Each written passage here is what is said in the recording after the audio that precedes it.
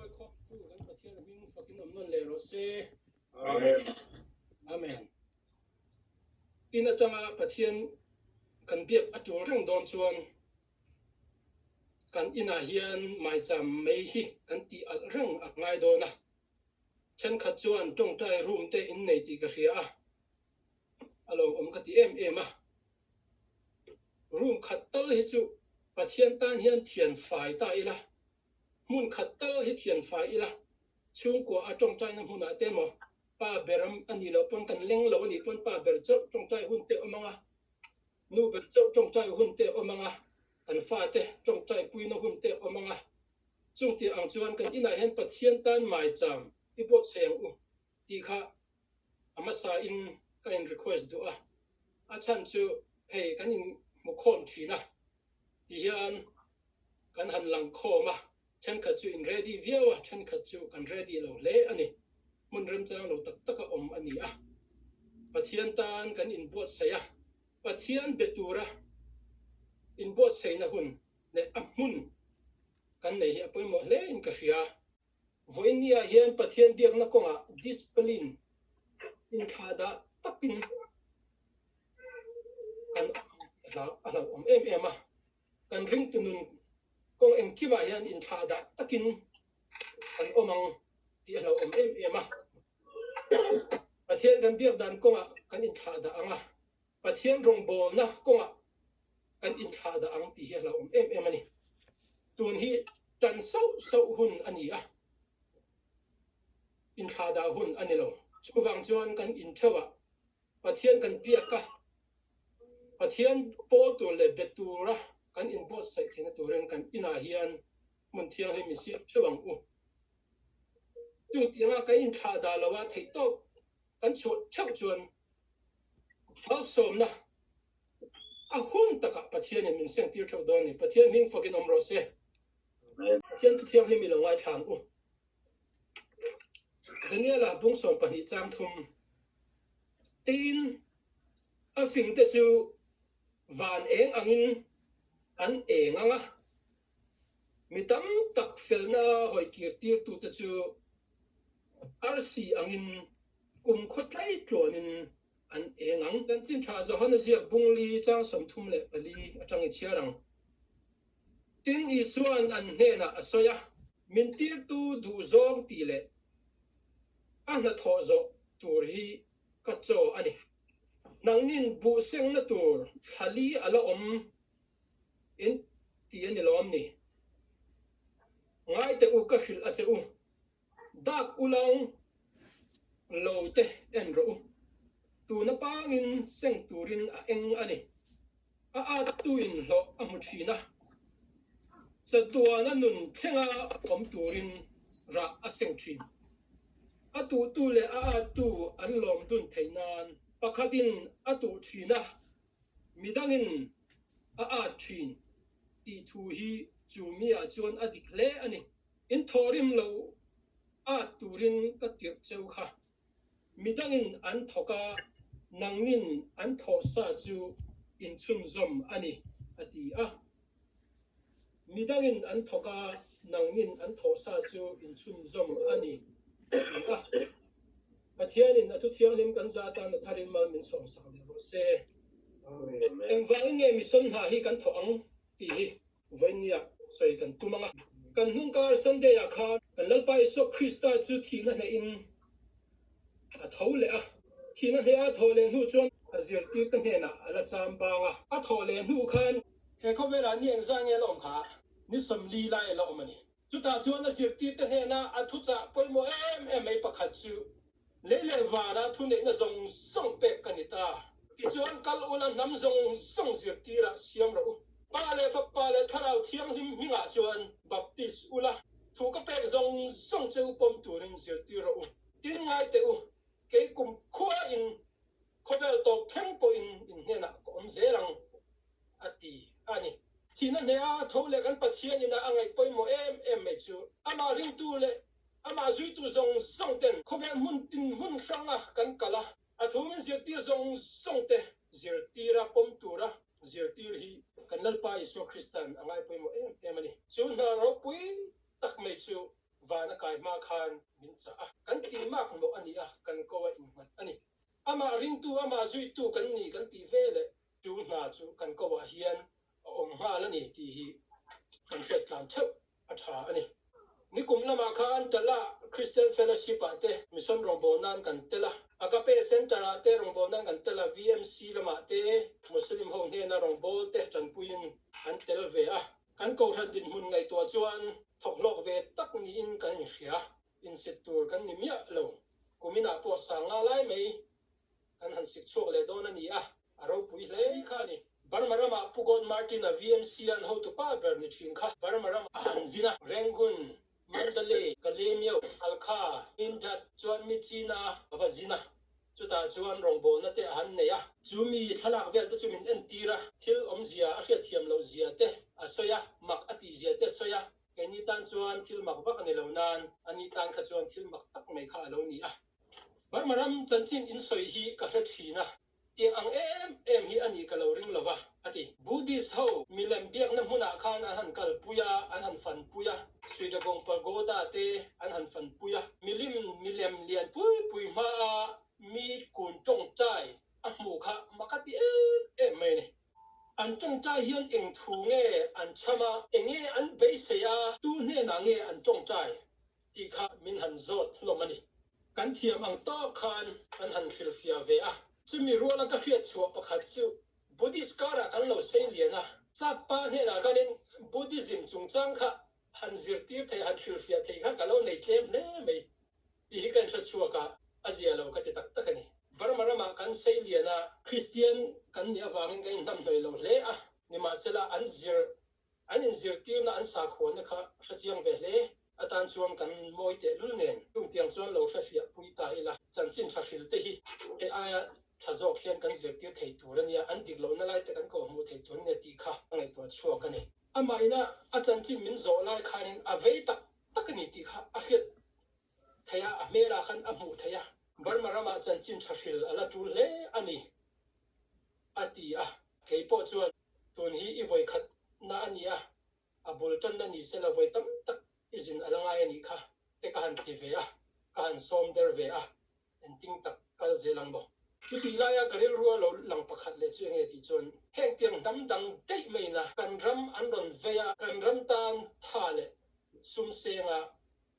chanchin trafil tura an vak chok hi an fakom ka ti le maya ukod martin na chau ni lovin USA lama tangin Francis Chan ate chu tiang chon Iraq rama tang mi piang thar ten mun rang tangin barmaram an ve em maya chanchin tha fil atul zia an thachiang em maya heta an in lum te an rong bol na te kal sanin barmarama in suan lu ta rong bol turin an in pe ti te kan hriat hian ropui ka ti em maya heng thil hi kan hu mai palang ti hi ka lau le ani kan thathiam lo palang ti hi ka lau le maya heng thil lo thleng te hian barmaram tan hian pathianin thil tum ropui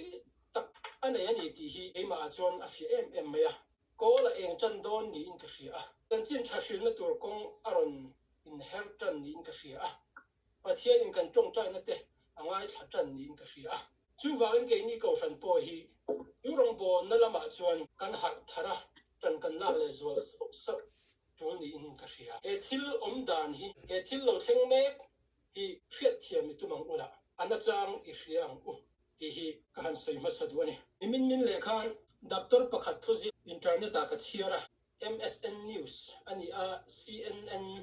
article ka chiar mi ani CNN news ta chuan pas doctor pakhat chuan tinge tunlai damdo ina an boy zia hian thozia kani damdo in lama na thok tu ta na boy thak em le kan har sat na lian tak kan nei chu dam lo en kol na tur damdoi te man ruwa te le personal protection equipment PPE anti bung ruwa kan tlak cham na hi ani ati yang hi eng wange kan ti chuan kan sarkar in ring thatto lo wang ani heng ti ang nat na COVID-19 ang chi pul khi lo leng tur hian mitam tak scientist in min warning na agai to hle ani ati kan rin lo thil lo theng phut ani lawa kumtang takkalta atanga kan fiat sa eng tik huna ema chuan khovel mi pui min ron ti boyin min ti lum cheu thei tur nat na theng do na ni ti hi kan fiat sa reng ani a ma se kan ngai khak du lo awangin tunang din mun hi kan theng ta ani kan ma chom me nat na covid 19 ang hi alo om palang ti hi kan rin ani lova alo om don ti hi kan fiat sa ani a eng tik huna nge alo thengang ti hi kan thi reng zok chu ani ti ram khat ti boy thei tu chak ni lovin khovel pum mong thei tur nat na lo om tak tak eng tik lai po in alo chuak thei ani ti hi WHO tele dam doi lama kan mi thiam te kon min fil lok fek to a chu warning chu kan ram foi tu ten an ngai khak sak lo wangin an ngai sak lo awangin an bek khon du lo awangin heng tiam hun hi alo thenga in ven dan tur te in enkol dan tur te lama in ral ring na lama kan lo tla cham ani ati tin ram foi tu te chau hi mo pu tur an mi big lova ke ni mi pui te po hian chung tiếng ang konga in ral ring turin kan ram khoi tu te kan ho tu te nor na chang kan fet lo wang po ani ve bok ani me pui te kan ba chung atia chu wangin he thil atang hian kan har chua atula he thil atang hian kan fin chua ma khwa thui tak dona nakina thil lo la theng tur laka kan invent theina turin in bo se kan ma mo hle a tuna covid 19 hian min ti har sela min ti fing sela ati he nan na hi chu pathian zara are thua in ka ringa he nan na hian chu mi warning na tan chuanin min ron khen chila tuna tanga kan fin chua phot chuan nakina har sana tam takhi kan la pum pel thei don ani chu wang chuan mi pui te i har chua kang u covid 19 hi har sana ni lon mal som na i chan tir hlong ula ke ma ni hi min zir tir sela om dan dik min nei tir pha sala chung tiang chuan lakina hun local lezel tura kan khovel tan achunga cheng ta tan thatak ani pha don ani ti in azia ka apoi mo ka ti le maya chu chu engwanga soi nge ka ni ka ti chuan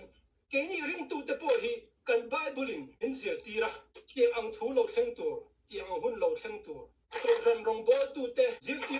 tu te kal tlangin hun hunga thil lo thleng tur min warning fo ani ma se mi tam tak chuan tu tak la taka la lovin kan ngai event chiang meu thin lo ni daniel abung som pani chang khata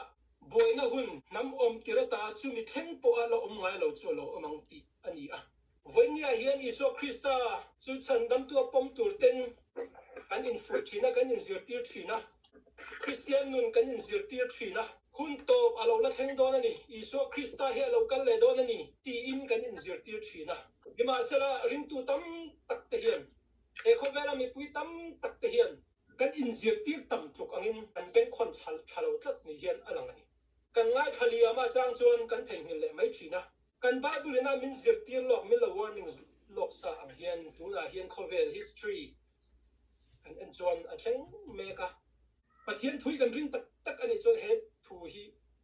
ti tak kha ka kan ngai vena kan ben khon thu lani nakina chuan ka thave lo lom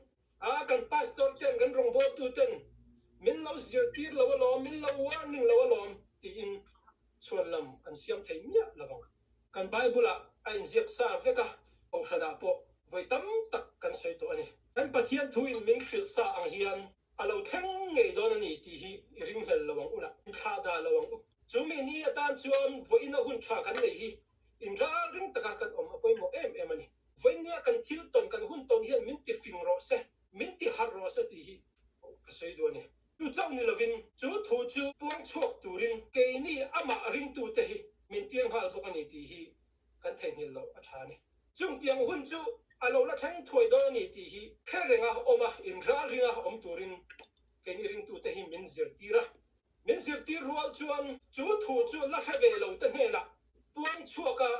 zir tir ve turin ni ama ring tu te hi pathianin min tir halani ti hi voinia thatar leila ni tin mai hian hun to phi kan ngai tu dawa second tin mai hian ni china in khom kan chan tir ai khan tu na hian hun to phi kan ngai zel ni hun alo liam alo ral zela kumalo upadeu dawa chuti ruala lo thang ve tur chu enge kan ti chuan kan nun hian pathian a ngai deu tur ni ti hi ni hun hi ara meka kan kumte lo upazela mi tam tak chu kan chawa an dong da ka in tha da pathian kan hat tu tul emoti mai tur hian kan om thlatani kan kumalo upat deuh ang hian kan nun hian pathian anai deuh em ti hi vonia hian ama saperin kain zot non le du a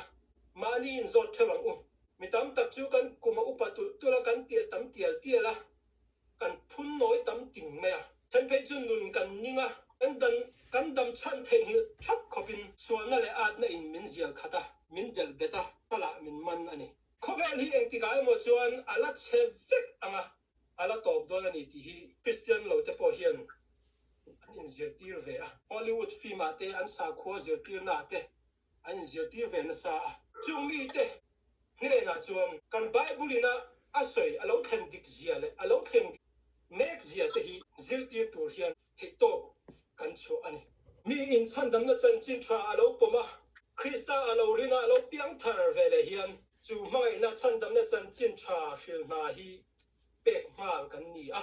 kan ngai poi mo ma sak per tur ani tir ko polan ki hian te ko te thil tia asoya lalpa isuan nen ata ka mu rong bol na tho tur ka maba pathian khoi na chan chin tha puan dang na ka tho zo ma chuan ka mun po hi thak le tur ka ngai lo ani lalpa mai na chan chin tha alo hiat vele chuan tir ko polan angai poi mo ma sak per chu enge ni ti chuan chu adon mai na chan chin tha chu mi ten an hiat ve ma chuan thil dang hi ka ngai poi mo thela ba kan nun po hi ka ngai sak man lo ani mi in chu nun chu mangai na chu an lo hiat ve thena tur hi ka ngai poi mo ber ani ati a en ton tlak le mai chu tiang chuan thon hi korin bunga chang som pokwa chang som hi ti hen a sei le a chu ti chuan pathian in Krista a khovel hi ama nen ein rem tira an bo chiat na ta chu bo chiat na a chan tir to lova chu in rem na thu pon na chu kan ko wa akat ta ani chu wangin Krista ai o apalai kan ni a pathian in keima ni min mangin angen cheu ani pathian nen lo in rem ro uti in Krista ai o in kangen na cheu chu chan chin chapong chok tu chuan Krista ta na palai kan ni a Krista ai o tu kan ni iso Krista ina tho kha thok chun zom tur kan ni ti ngai tu ngai em wang nge pathian hian khovela hian nat na le hreom na te lungai na te le so na tam tak kara hian min om tira em wang hian nge wana min lon san dei ti ti ngai tu ngai in karing kan hu san de a han thi na ne in ron thawa azir tir ta kha wana kai ruwa khanin huwa chho ta mai lovin em wang nge ama chau khana kai san vong vong voin nia pon ke ni ama ring tu te hi em wang nge min na lak lawa tu nang nat na lo om ti bai om tak tak kara hian min la khosak tir sual na tam si chan chin bu han chiar la in that thura phak tak takin min muaka ke mani nge po hi thi dei min muak reng ani chung tiang mun a chuan eng wang nge pathian hian min tlan san ti hi ngai to om tak ani van rama khian heta kan ti thin in pol ho na te po kan siam thei thawalom anuam zo ang chu hemi sual om na mun kara in pol ho in khom ho ai chuan in anuam zo khong chu anu lomi vana khian kan in khom the ni pathian kan po the ni ama kan be theya ke ni ho pastor ho ti hian thu soi lo sela ama zo hian thu soi sela thu soi sual po om lo wanga fia sual te po om lo wanga zir ti na dik lo te po ki om nya lo tu la nia pathian he ti mak em ka ti ko bela hian min han da kher ti hian min han om tir kher hi eng wang nge niang le van rama khian ama jing chun le zan chol lovin ama an faka an zai vut ani thiam le me an ti an zai vut ani chu mi zai po ta chu min som tir ve mai sala thamai o mania eng wang nge hata hian thiam mu man lo tui lo ang thei akera na sak ve cha chu na huna hian eng wang nge pathian hian min da kher ni a thu soi ngai khai la thu dik tak kan ngai thanga anuam zo pian tu ania ti hi zo na om thei takani eng dang wang ma ani lova eng wang nge sual na tam tak kara le ring lo mi te kara hian min da chan kan ti chuan a thu se tu te ni tura min du ri wang ani a thiam hi fucking am ro se a thu se tu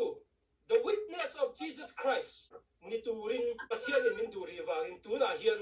kan har sat na te kan mang an na te kan fam kim lo na zong te khavek chung si hian a thu sa tu te kan ni hi a chu tak awangin he huna hian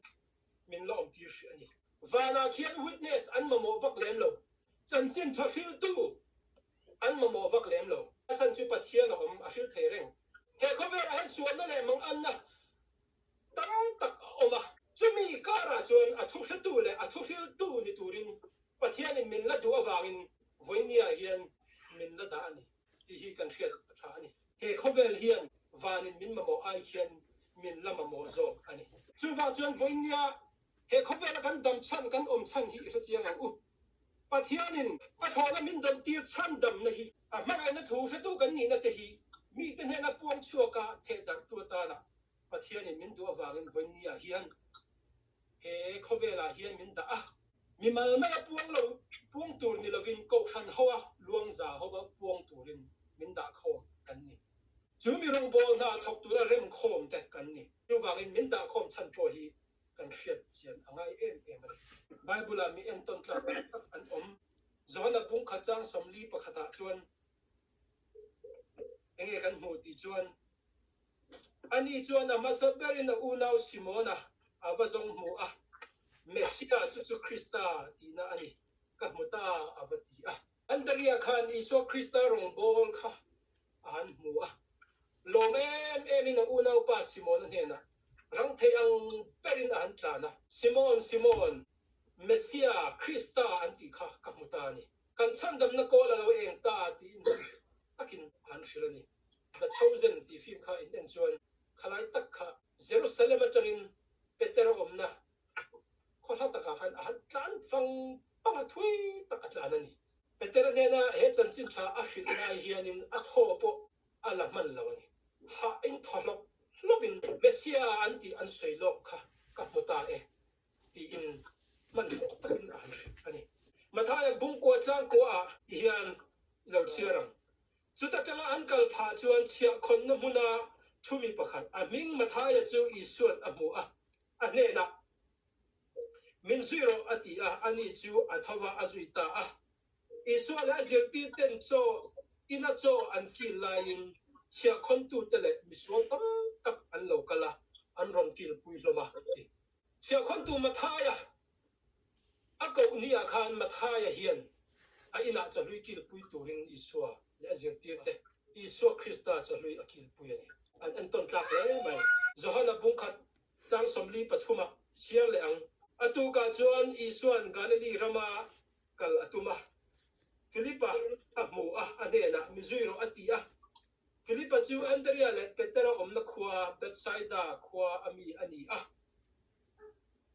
Philippa chuan Nathanael amu anena achan chin dan le khabua motion aziak zon nei te po ina an ziak kha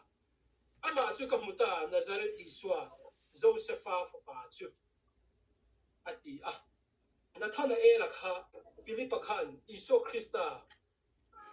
zuitura akal rol khan asom vewan zohana bunglia samari meichia tui khura tui choi chanchin kha kan hria a pasal panga nei to ani a isuanen an india a isuan tui intur adila tui choi saktu kha chuti hunlai chuan siam tharna achanga samari mi meichia chulom em in khochunga a han luta a thiante a han soma local ro lo envete Krista an soi Messiah an soi kha kahmuta ani tia an kho atang tam tak iso Krista moturin iso Krista zui turin som chu ani